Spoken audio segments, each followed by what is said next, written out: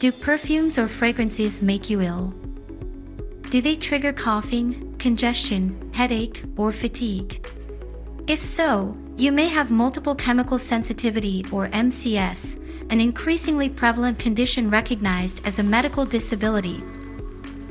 Human rights law across Canada prohibits discrimination on the ground of disability and creates a duty to accommodate persons with disabilities in an individualized way, up to the point of undue hardship.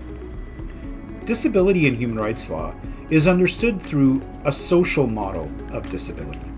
This means that disability is determined based on the interaction between the person and their environments and the barriers that are created in a particular context, which can include many different disabilities, such as multiple chemical sensitivities or environmental sensitivities. Multiple chemical sensitivity, or MCS, is a condition in which a person becomes sensitized to chemicals emitted from commonly used consumer products. These chemicals are typically found in the air in most indoor environments.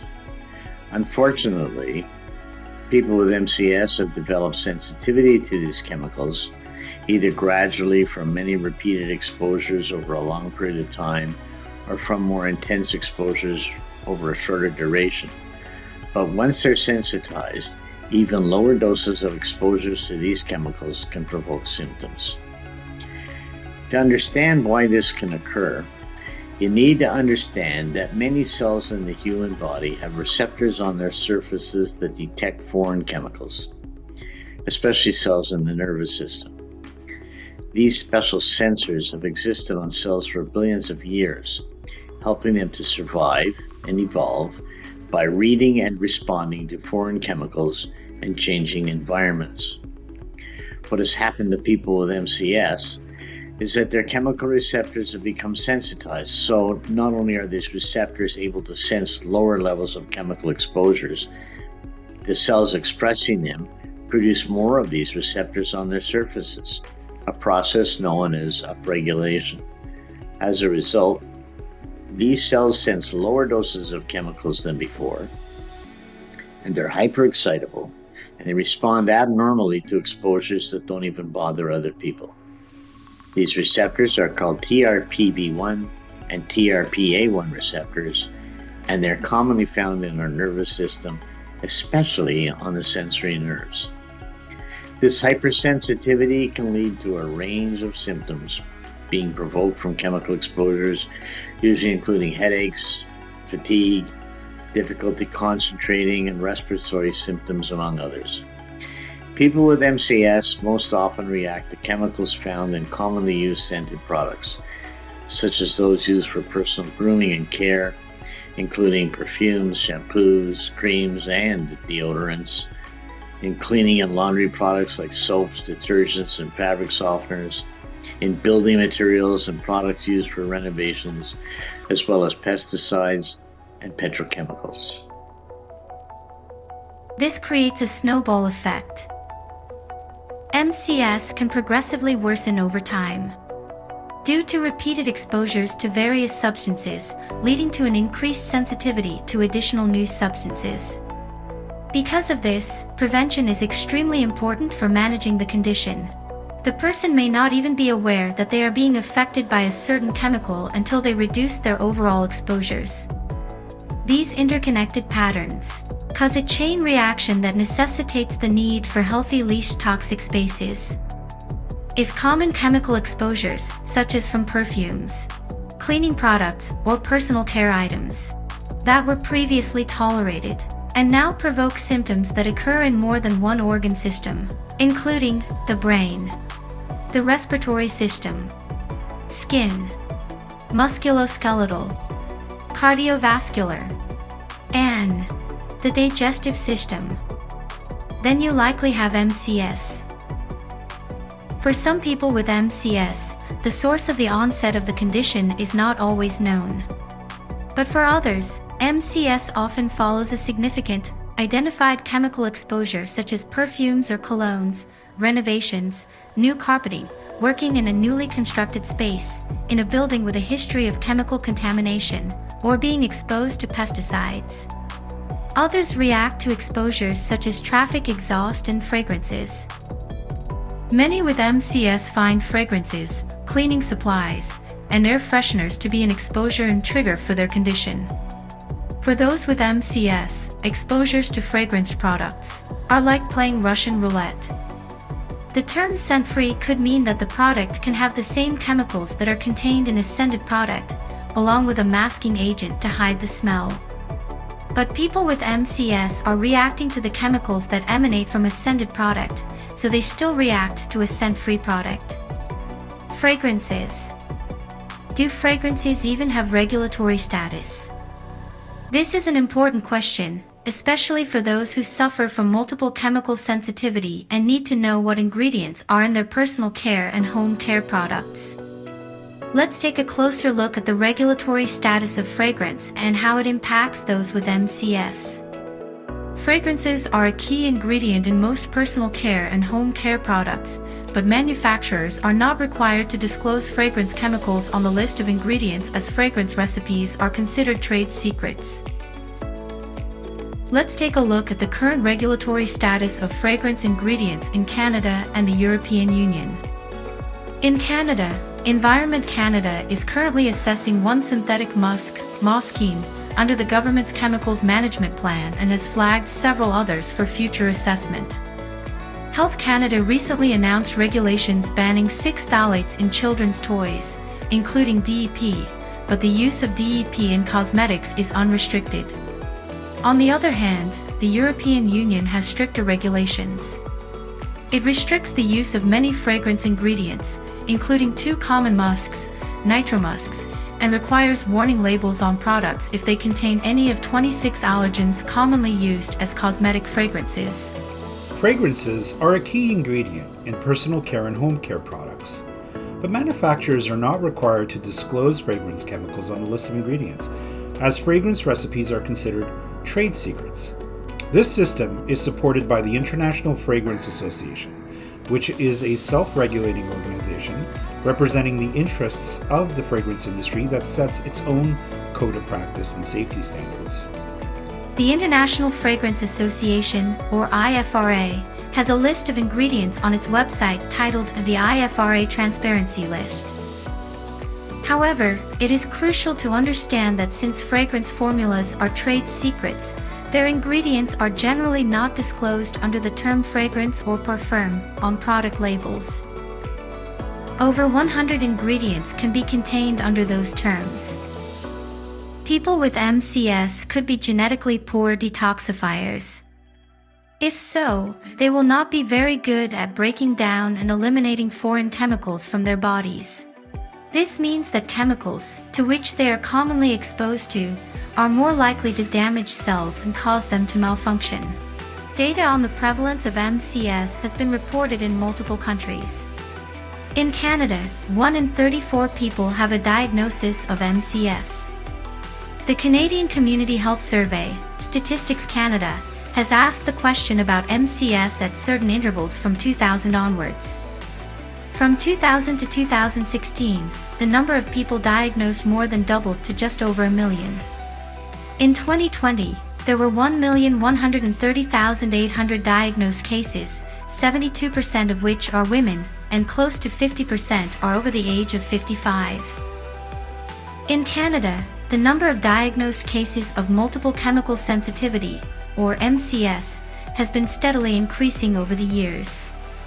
In the year 2000, there were 475,436 diagnosed cases, which rose to 1,008,400 in 2016, and further increased to 1,130,800 in 2020. In the years 2015 to 2016, it was found that 18% of those with post-secondary diplomas or university degrees were not working, and 34% of those with post-secondary diplomas or university degrees were not working due to MCS. Furthermore, 50% of women diagnosed with MCS and not working have a post-secondary diploma or university degree. Thus, MCS can significantly impact an individual's ability to work and contribute to the economy. Overall, it was also found that 41% of those with MCS couldn't work. Those with MCS also experience more hostility or conflict from coworkers in the workplace, due to their coworkers not understanding their condition and the accommodations they require. In terms of income and poverty, 26% of those working with MCS earn less than $20,000, while 65% of those not working with MCS also earn less than $20,000. When compared to the general population, people with MCS encounter challenges accessing health care and employment, and face difficulties with daily activities such as preparing meals, running errands like shopping for groceries, and performing everyday housework. 44.3% of people with MCS are dissatisfied with life compared to 26% in the general population. These statistics are based on the Canadian Community Health Survey conducted by Statistics Canada. Many people with MCS avoid social and workplace settings because of the widespread use of toxic chemicals and the community's unwillingness to accommodate with less toxic product choices like being fragrance-free. They live with a daily constant struggle to find healthy spaces to avoid triggers and live symptom-free.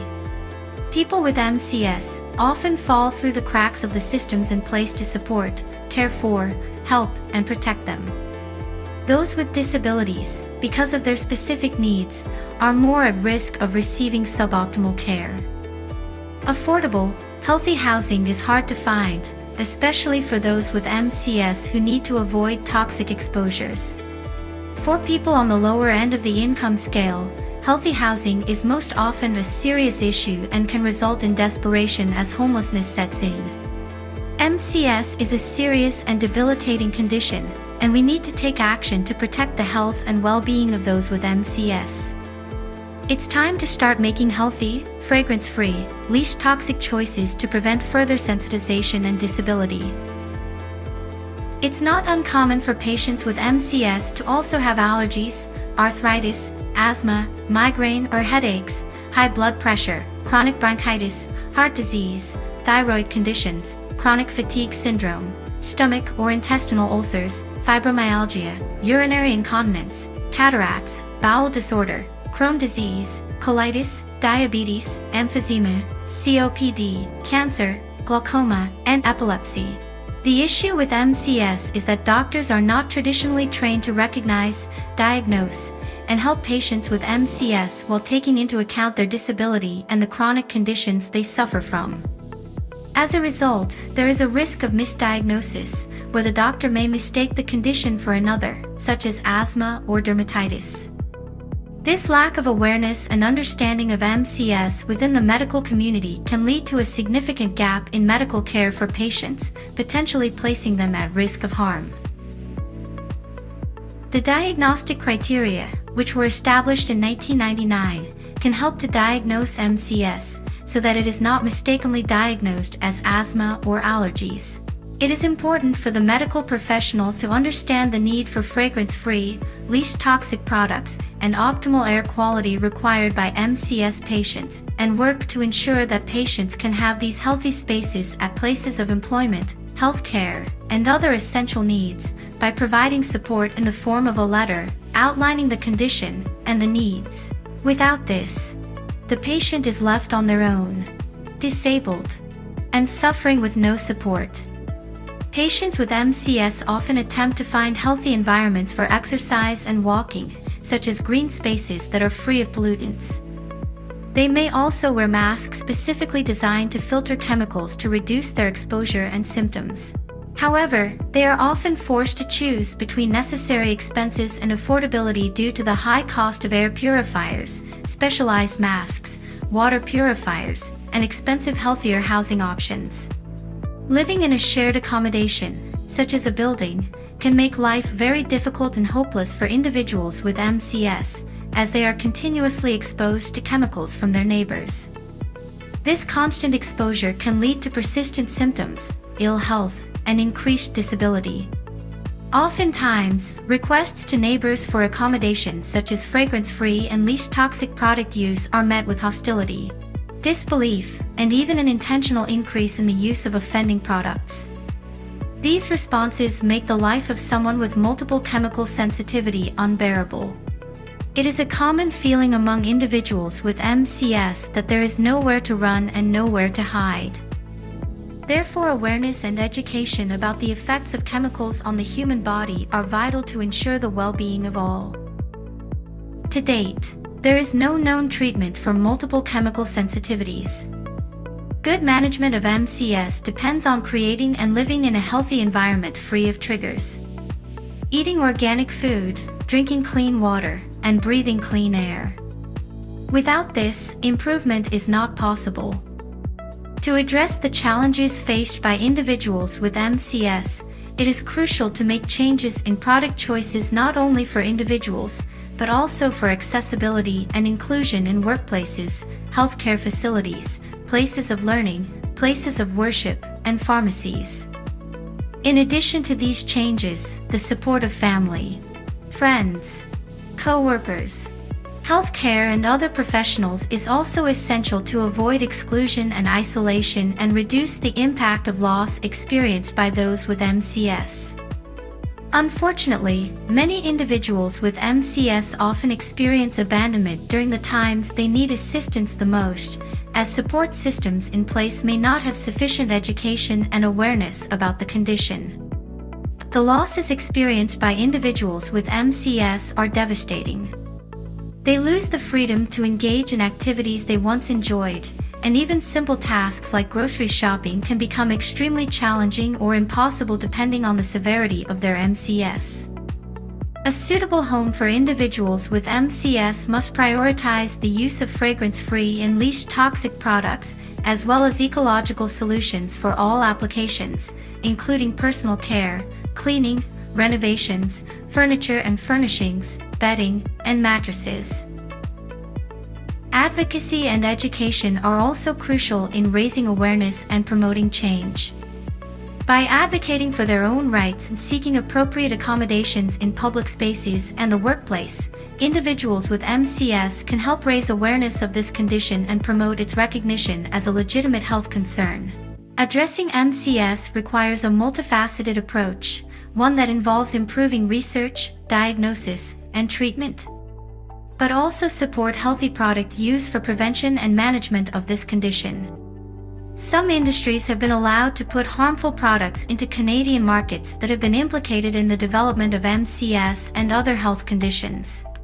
Together, we can collectively advocate for systemic change that benefits the health of all Canadians, including those most deeply affected by the issue.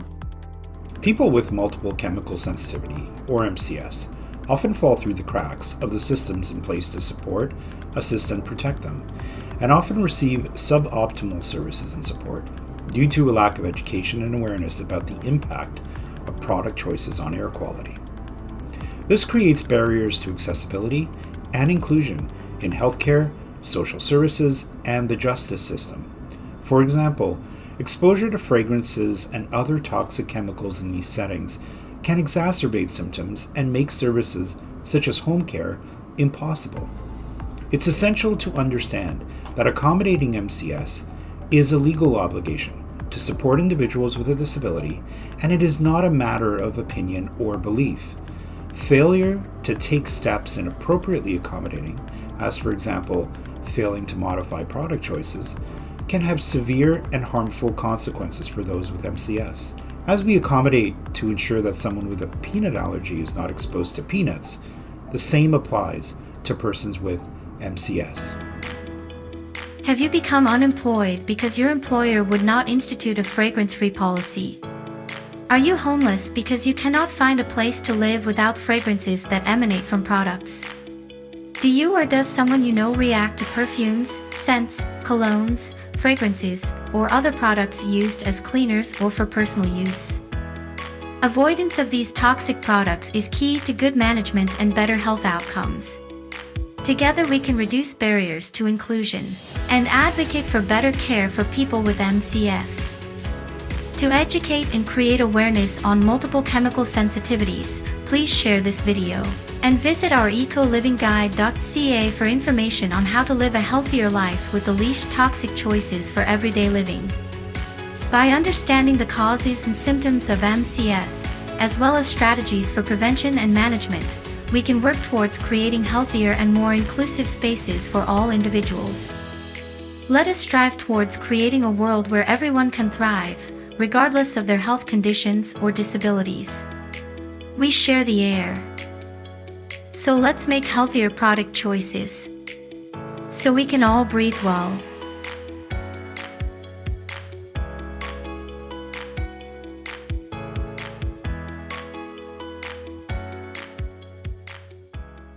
We would like to express our sincere gratitude to all of our ASEQ-EHAQ community members who have shared their lived experiences with multiple chemical sensitivity, MCS.